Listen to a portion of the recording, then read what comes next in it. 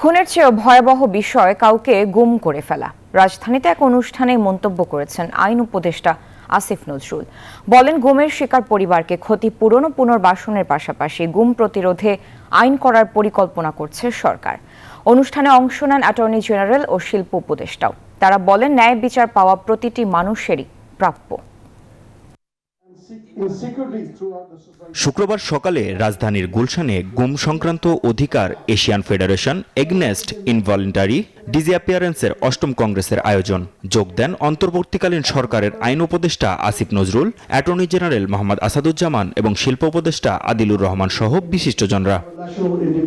গত ১৫ বছরে দেশে গুম খুনের বিষয় তুলে ধরে শিল্প উপদেষ্টা আদিলুর রহমান বলেন, ন্যায় বিচার শুধু গুম খুনের পরিবারের জন্যই নয়, প্রতিটি মানুষেরই প্রাপ্য। Justice is the priority not only for the victims of enforced disappearances.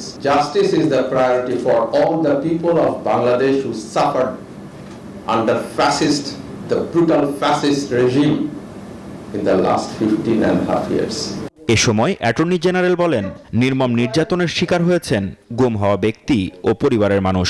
So in one hand, the emotional aspect, they cannot do these things, and other hand, practically, they are suffering in every moment.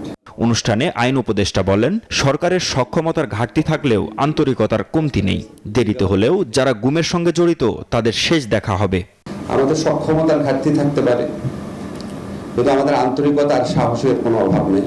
এবং এটার মধ্যে ক্ষতিপূরণ হোক, এই legal যে প্রবলেমগুলো আছে, access to bank account, inheritance, এগুলিকে রিজলভ করার চেষ্টা করব। গুমের শিকার পরিবারকে ক্ষতিপূরণ ও পুনর্বাসনের পাশাপাশি গুম প্রতিরোধে আইন করার পরিকল্পনা করছে সরকার, জানান আইন উপদেষ্টা।